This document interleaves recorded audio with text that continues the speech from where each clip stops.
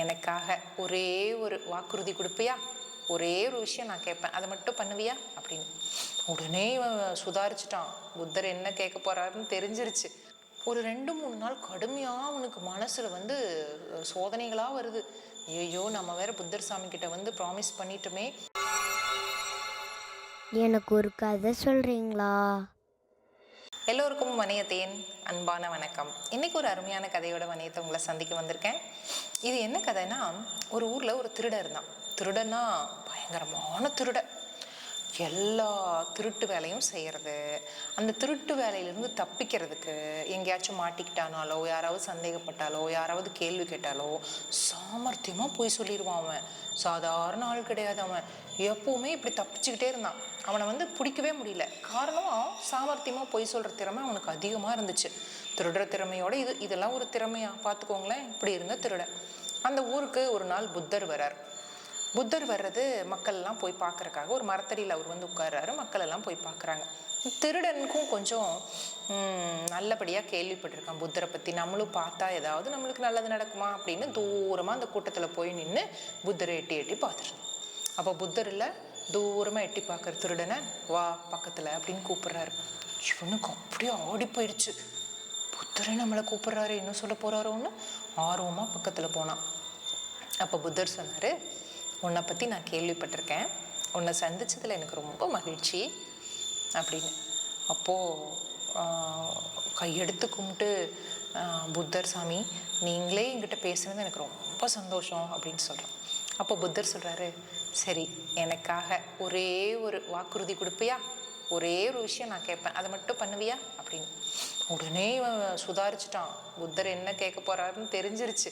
உடனே திருடன் சொல்கிறான், புத்தர் சாமி, நீங்கள் திருடக்கூடாதுன்னு சொல்ல போகிறீங்க தானே, அது மட்டும் சொல்லிடாதீங்க. என்னால் திருடாமல் இருக்கவே முடியாது.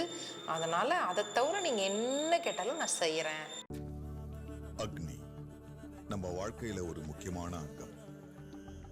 திருமணம், கிரகப்பிரவேசம், ஏன் நம்ம வாழ்க்கையில வர அனைத்து ஆரம்பங்களுக்கும் சாட்சி அக்னிதான்.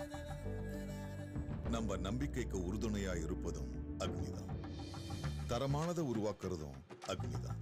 இப்படி தரத்தினால உருவாறதுதான் அக்னி 500D கம்பிகள். உறுதி, தரம் மற்றும் நம்பிக்கையின் அடையாளம் அக்னிக்கு நிகர் அக்னிதான் அப்படின்னு சொல்லிடுவான்.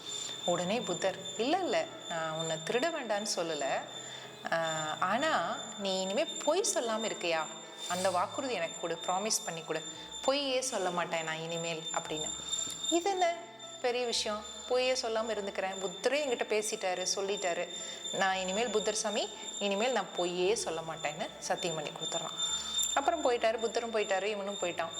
அடுத்தடுத்த நாட்களில் இவன் திருட போகணும்.